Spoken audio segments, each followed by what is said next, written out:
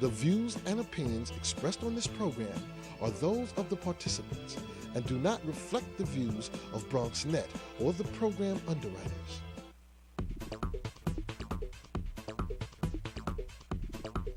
BronxNet. Your voice, your views, your vision. All right, well, coming up on today's verdict, we'll venture into the world of publishing contracts, and we'll introduce you to our new Labor Corner segment, addressing issues workers face on a regular basis. As you can see, we have much to cover, so stay right here. Today's verdict starts right now.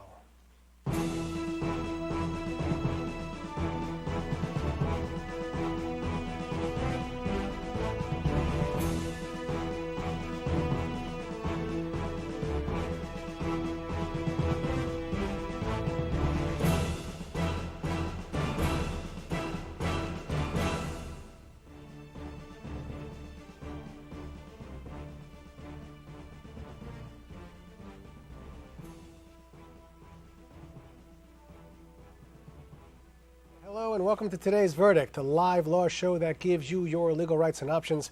I'm your host and trial attorney for the next 30 minutes, David Lesh. Joining us now is Jessica Friedman, an attorney who is an expert in the area of publishing contracts. We're so lucky to have you. Question: how hard is it to get a book published by one of the major publishing companies? It's very, very hard.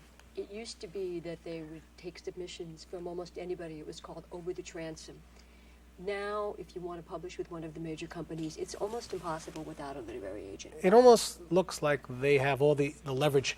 You're so desperate as a writer to get something published that it looks like you don't have any leverage. Do you have any leverage, really?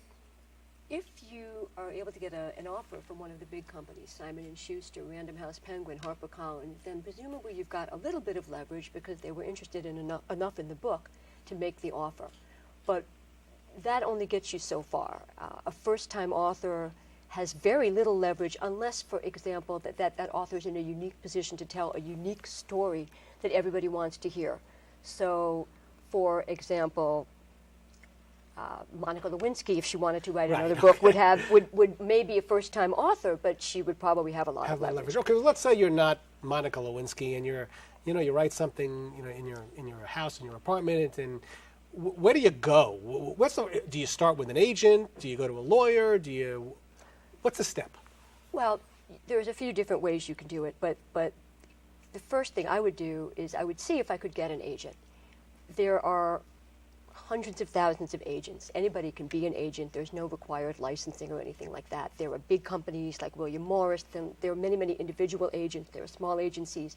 There's a publication called Literary Marketplace. It's actually 3 words, LMP, that lists, I would say, all the agents there are and their specialties. So maybe somebody specializes in cookbooks. Somebody specializes in romance. That's a good place to start if you're looking for an agent. All right, so do you need the agent before the lawyer? Do you need both? Who comes first, the chicken or the egg? I don't really understand that. If you have an agent, arguably you don't need a lawyer. The agent's role is to help you develop a book, help you develop an outline, help you develop whatever you need to get that book in shape, help you develop a proposal for publishers, and then get an offer from a publisher and negotiate that agreement for you. For that, the agent gets 15% and 20% for certain kinds of rights, but basically 15% across the board. So once you have an agent, that agent's taking 15% of every dollar you make.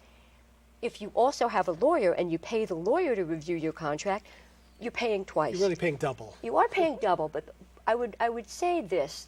A lot of agents are really, really good at getting the deals, getting the offers, negotiating the money. But a lot of them really don't understand the subtleties of some of the contract language. Right. I mean, some of them will accept, they know what they've seen, they know what's familiar to them, and they understand some language, but a lot of them don't understand all of it. So if you can afford it, it can't hurt to have a good publishing lawyer review the agreement along with the agent. So who drafts this initial agreement? The publisher. The publisher drafts it? Yeah. And then it gets to you if you're representing the author, correct? Right. I mean, usually the way it works is the author is negotiating with an acquiring editor, and that person says, okay, we'd like your book, we'll send you the contract. So that person, whoever he or she is, will send it to the author will send it to me. All right, so now you have this contract sitting in front of you. What are you looking for? What's the most important thing you're looking for at this point? It's really hard to say what's the most important thing. I'd also say the devil's in the details of any contract. That's the first thing. So the language is really important, but there's no standard publishing contract. Even among the big houses, the language varies a lot. And when you move from the big houses where they have, at least their agreements are drafted by lawyers, to smaller publishers, sometimes you're running into contracts that you don't even know what provision is where because they're so badly drafted. But as a general proposition, you're looking at a few things. First of all, you're going to look at the grant of rights. In publishing, there's two kinds of rights. Primary right is the book to print, publish, and distribute the book in a book, like a tangible book, and now also in electronic form. And then there's what we call subsidiary rights or sub-rights. Sub-rights are everything else you do with the book. Do you translate it? Do you make it into a movie? Do you make it into a DVD? Do you publish an abridged version and stuff like that? So there's primary rights and sub-rights. Most publishers, and in most cases, the publisher will want, and you're going to have to license them, all the rights, everything. So there's not too, and is that a good thing, though, for you in some respects? It's usually the best option because, an option's a bad term because there was an option clause in here. It's the best way to go because unless you have, either you have an agent, let's say you have an agent that has a particular connections in the movie business, and the publisher who's made you the offer doesn't do a lot of movie deals. You might be able to get that publisher not to take the film rights, and you keep the film rights with your agent, who can then exploit them. And exploit, in this context, is a good thing. It means maximize the potential. Because you're on the same team. I mean, you're exploiting in some respects, but it's a good exploit, really. Yes, that's right. That's right. So it's about making money, at least for the publishing company, it's about making money. Maybe not for the author, but for the publishing company. Yeah, there are many books written where the publisher isn't going to make any money, and sometimes the author isn't going to make any money, and often the author's okay with that. But it depends. If you're a full-time writer and this is how you make your living, then it is important. If it's a sideline and you just want to get recognized, then maybe the money's not so important. It really depends. Let's talk about another clause. Okay, let's say you're going to look at what kind of money are you getting. Will you get an advance? A lot of people want to know about the advance. In many cases, a struggling writer, they don't have any money. Well, it depends. If you're a first-time writer or it's a small publisher, you may not get an advance. An advance is an advance against royalties. The publisher is basically saying, I think your book is going to make X amount of money. I'll pay you some of it up front, and when I've recouped that, let's say it's a $5,000 advance, when I've recouped the $5,000, then you start to get your royalties. But like I said, a lot of deals do not involve advances. So you look at royalties. A lot of people are excited. What's my percentage? How much am I getting? There are certain standard percentages, but there are also newer publishers with new business models. That's a whole other story. What's the standard percentage? Well, for example, if you were to go to, let's say, Random House, and you're doing a book that's actually going to come back out in hardcover first, let's just say, you would probably get 10% on the first 5,000, 12.5% on the next 5,000 copies, and then 15% thereafter on the hardcover. But the thing is this, it's not just a matter of what your percent is, it's percentage of what. You see this book that sells for $25, that's the list price. Are you going to get your percentage of 25, that's list, or does your contract say you're going to get it of something else, invoice price, or you're going to get something of net receipts? So it's not just so important what the percentages are, it's what is it a percentage of. I know you had mentioned that it's not necessarily also in book form, it's also in electronic form. I guess that would be Kindle or anything that you're reading your books online and downloading. That is one form of publication. It must be growing, that particular form, I assume. It is growing, and there's two kinds of electronic publication. There's just a verbatim reproduction of the book, like a substitute for a print book, and then there's, again, the publishers call them different things, electronic version, where you combine it with maybe enhanced with sound or other images or things like that. Those are more called electronic adaptations or electronic versions. So you have to look at what rights are you granting? Are there any rights you could really ask to keep? And if you kept them, what would you do with them? I happen to, by the way, love audiobooks. Is that a provision that's in the contract? That's a sub-right. That's what we call the subsidiary right, yeah. And so, same leverage that you have in the other clauses you probably have with respect to that clause as well. Again, it's how badly do they want your book, and also with the smaller publishers, your leverage is going to depend on how much it's going to cost that publisher to negotiate with you. So if that publisher is going to have to hire a lawyer to look at the changes you want, a lot of publishers will say no. I had a guy once, I represented a guy who was doing an art photography book, with a small publisher, and the contract was horrible. You couldn't tell what he was supposed to do, when he was supposed to deliver it, and the terms were bad. So we marked it up. And the response that the publisher made to the client was, I'm not changing this contract. I hired a lawyer to write this contract, which was shameful in and of itself. But that's some of the smaller publishers will take that approach. All right, Jessica, are there any hot books, any hot areas that seem to be in demand? Where you might say, hey, you're going to write a book? Write a book about this. Or not really? You know, I'm not an agent, so that I really can't say. An agent would know the market more for particular issues. But I can tell you a few more clauses that you should look out for if you would like to know that. Absolutely. Okay, so for example, delivery. You're going to have a deadline when you have to hand your book in. Make sure you could meet that deadline. What do you have to deliver? Just a manuscript? Do you have to deliver photos? Do you have to deliver an index? Are you using any third-party material, which means any material written by anybody else? A photo taken by someone else? A quote? Whatever. You know, you need to get permission for that. When you turn your book in, then what happens? Well, actually, what you want to make sure of is if you don't turn the book in on time, you have a little bit of a grace period, 30 days, 60 days. Okay. It's almost like closing on your house. In a way. Your mortgage, you need a mortgage extension because you may not get the mortgage, but you don't want to lose the deal in the contract. Really? That's right. Similar. So now you hand it in, and the publisher, your contract is going to say that the publisher has a right to reject the manuscript if it's not satisfactory. Now what you want to do there is you always want to say it's not satisfactory in form and content. Why? Because you don't want the publisher, after you've worked for 6 months or a year or 2 years on your book, and now someone else brought out another book on the same subject and the publisher wants to dump yours. You don't want the publisher to be able to do that.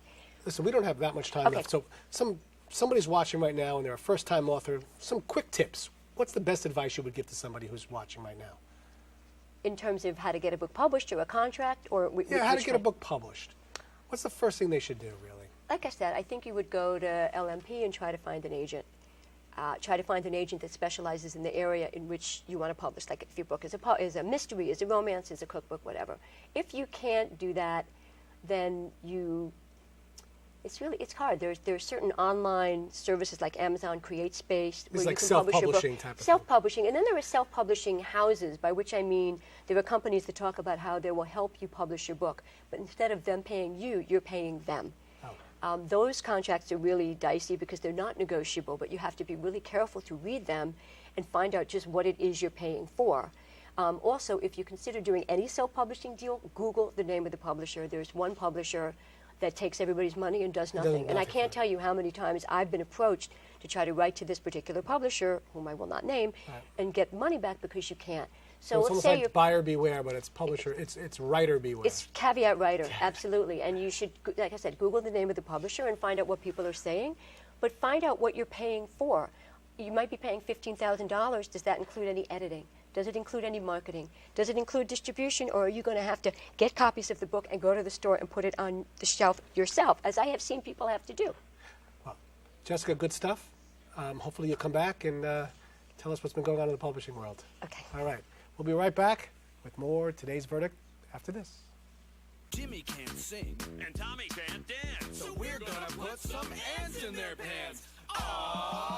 Kids will spend 22 minutes watching us, the super duper party troopers, sing about ants in their pants. Isn't that funny? Ants in their pants, they got ants in their pants, they got ants in their pants. Brushing for 2 minutes now can save your child from severe tooth pain later. 2 minutes, twice a day. They have the time.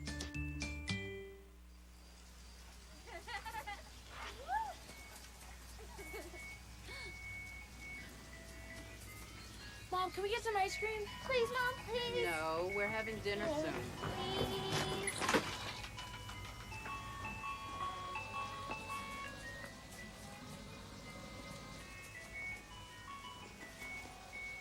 You don't have to be perfect to be a perfect parent. There are thousands of children in foster care who will take you just as you are. Barry, time is running out. According to my calculations, 1 in 5 kids in America struggles with hunger. How can so many children face hunger when there's more than enough food to feed them all? Babadoo. You're right, Barry. We can help solve hunger by teaming up with Feeding America to get food to hungry kids in communities across the country. Help Flint and the Feeding America network of food banks get food to the people who need it in your community. Find your local Feeding America food bank at feedingamerica.org/hunger. Together, we're Feeding America.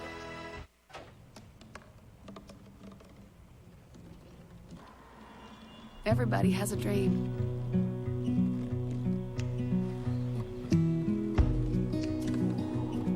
Mine was to see the ocean. And with a little help, I made it.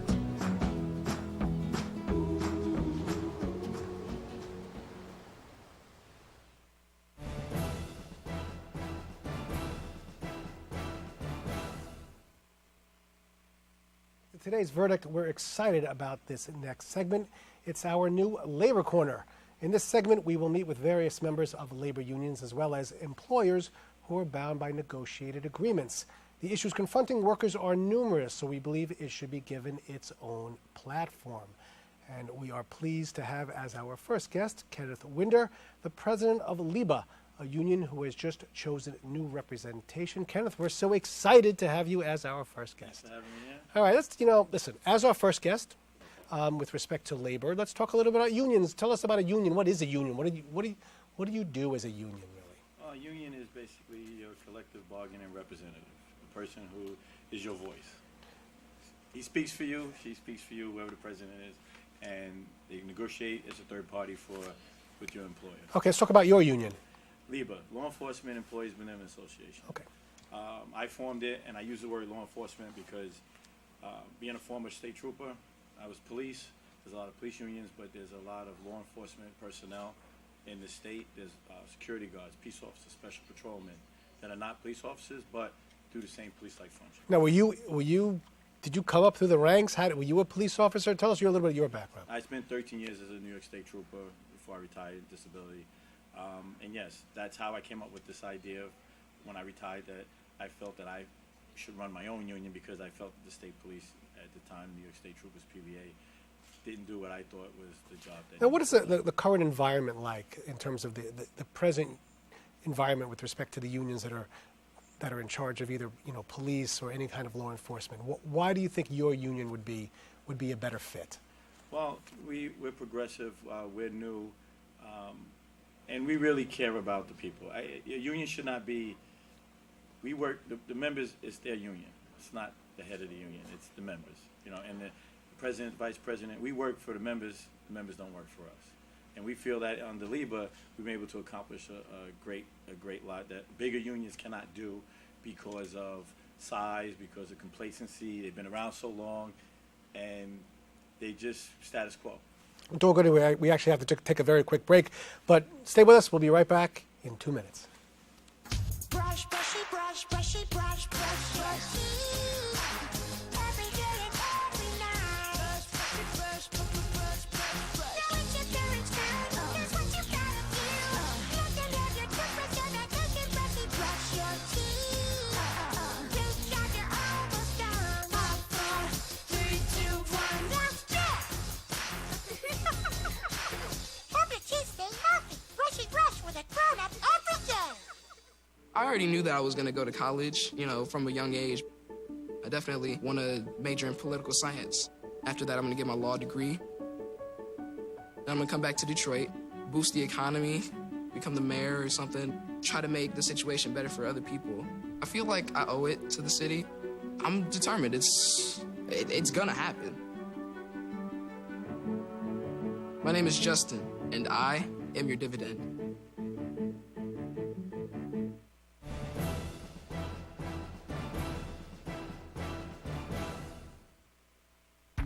People think I'm trash, but they're wrong. Today I'm just an aluminum can, but one day I could be a stadium.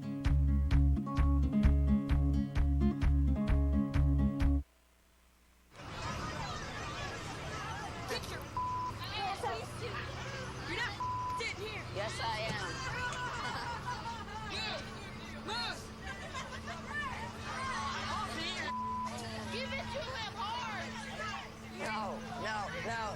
Every day, kids witness bullying. Why stab me with it? No. They want to help, but don't know how. Oh, Teach your kids how to be more than a bystander. Visit stopbullying.gov.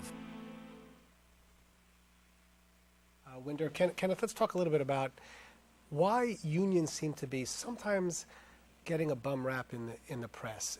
Is it Is it because people feel that, the time for unions have passed? It just seems like they work with the employer. They're almost an outreach of the employer. Why does public perception of unions seem to be so negative lately? My opinion is, if you look back in history, we had to take courses on unionization, and if you go back into the 30s and the 40s when unions started, people have died to form unions. Back then, the employees didn't want to give the laborers anything, and they had to fight for it. The unions came around, and it's a cycle. You had it when the employees control everything, then the unions control everything to the point where the unions dictated everything. Now, I believe it's full circle now. The employers are running the shop now. They're telling the unions what to do, and the unions are going to have to come back and establish that, that people need unions, and we do have rights. Well, is that happening now? To a point. You have a lot of complacency. If you understand how unions work, I give you an example, dues and money. It's gotten bigger. It's a big business. Before, the members had to pay their dues out of their pocket. You remember those days, just to go and pick them up. Now it's dues check off, So no matter what. Comes out, close shop. In some places, that's why you hear all of these laws trying to be passed that you don't have to be part of the union, But I still believe that they're pressured to be part of the union anyway, even if they don't have to be. Maybe they feel if they're not part of the union, they're going to be repercussions. Does that happen? Yes. It does happen. It's a double-edged sword. I give you an example. In the private sector, under the National Labor Relations Board, you don't have to pay dues. So what happens is, but what the union charges is what they call the administrative fee, the agency fee, which is almost what your dues are, so they're still getting paid. It's the same thing. It's the same thing.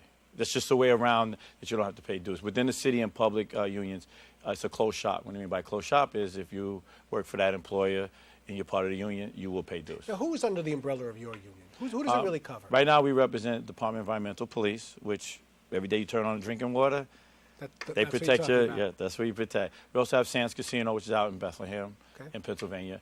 And right now, we're in the midst of an election to represent another 919 officers. Tell us a little about that election. Right now, that would be for LIBA to represent Taxi and Limousine Commission, Department of Health and Mental Hygiene.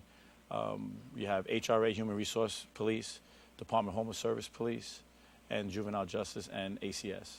Now, how do you go about recruiting new members for a union? How does that work? Well, I believe in pounding the flesh, knocking on the door, saying hello, meeting them at their job, and coming to them, shaking their hand, and telling them what this union can do for them. But do they have agreements with their own union that have to be broken for them to come over to your union? Yes. How it works how does that work? It's a very complicated situation, and it doesn't happen often. You don't read about people leaving a union and going to another union. You don't read about that much. You don't. The city, there's rules. One is called fragmentation. If you belong to a union, the city believes that they rather deal with there's 150 unions right now. So I'd rather deal with 150 unions than deal with 300 unions. So if I can put you all together, people who do job-like functions like functions, like if me and you are lawyers, then we should be in unions for lawyers. If you're nurses, you should be in union for nurses. If you're laborers, like construction workers, you should be construction workers. You have Communication Workers of America. Teamsters used to be for truckers. Whatever field you had, that's what it was. But if you look in the city, they're commingled now. You have, example, Local 237, which is Teamsters, which have almost 8,000 law enforcement members. And those are the 8,000 members that LIBA is now trying to decertify and bring into LIBA.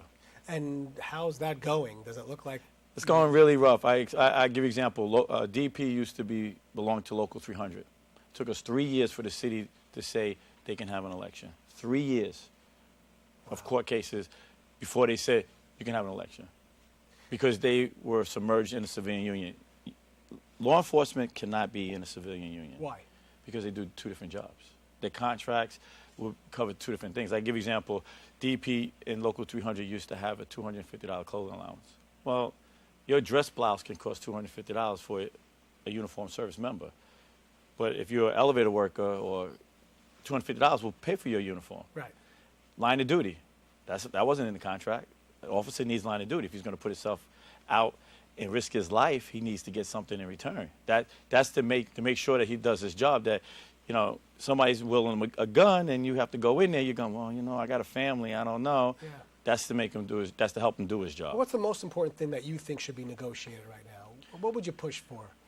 It depends. You know, some people really think that money is everything, and it is. We would love money. It does ease things, but quality of life. Give me an example. What's important? What quality of life issue? Quality of life. All right. You want a little more money so that you don't have to work overtime 3 days a week, 4 days a week just to make ends meet. You can't be with your family. Hours that are, compensable for you. You don't have to work 12 hours a day, 16 hours a day, 7 days a week. Get it down to 5. These are things that people want. I want my job environment to be better. You have to have a balance in your life. If you're at home and it's not that good and you go to work, it's not that good, you become combustible. Absolutely. So you want to make sure that when you come into work, my job is right. Also, your rights are protected. I don't come in today and say, hey, David, you're fired. Go home. Well, what did I do? I don't know. I just don't want you here no more. Job security. Number one thing about a union is job security. Progressive discipline. All right, you did something wrong, I'm giving you a verbal warning. Now I'm going to give you a written warning, and now I'm going to bring you up on charges. And if dismissal happens, so be it. But at least I have a chance to defend myself. It's a progressive part. I can correct it. When you don't have a union, you come in, I don't need you anymore. Go home. Let's talk a little bit. The political environment in New York has changed. We moved from Republican more towards Democrat at this point. Is it pro-union? Is it not pro-union? What's your... This administration, I believe, is pro-union. Is pro-union. Yes. And do you think that unions are going to benefit from the administration? I know there's been a little bit of a backlash sometimes in the press, but does it look like I think so. They're going to make headway in certain contractual... I'll give you an example. Yes, obligations? I took 8 years of negotiations, arbitration, and the Bloomberg administration would not give me a contract for what my members needed. I won my arbitration award, and they still wouldn't give it. They made me fight for it. De Blasio administration came in, Commissioner Robert Lynn sat down with me in one day. And you had it. And we had a contract. Because it's about doing the right thing. Everything's not always about the law. The law is there. We won our arbitration. What we were asking for is the basics. You need line of duty to be a police officer. NYPD, and you know what arbitration is all about. Absolutely. It's all about comparison. Well, because we were separate, we were able to say no to the city, go to arbitration, and present our facts. You're almost like an independent political party, really. Correct. That's really what it's about. What's the LIBA is? When we went to the arbitrator, again, with the clothing allowance, NYPD gets $1,000 for clothing allowance. So my members wear the same uniform. The only thing that's different is the patch. Yeah. There you go, comparison. I got the $1,000. Line of duty with first responders, NYPD's first responders. I got first responders. Now my members have line of duty. I need to be in a uniform pattern. I used to be in civilian pattern. Now we're in uniform pattern. The arbitrator has to go by the facts. Similar like jobs, similar pay. That's the law. Well, Kenneth, I want to thank you very much for being our first guest. I want you to come back and let us know how it's going, and best luck with the union. Thank you so much. All right, well, that's all for tonight. It's time to deliberate. I'd like to thank all of our guests for joining us, and of course you for watching. Remember, if there's a legal issue or topic you'd like to see on the show, email me at davidlesh@bronxnet.org. And until we see you again, always remember, know your rights, know your issues, reach a verdict. We'll see you next time.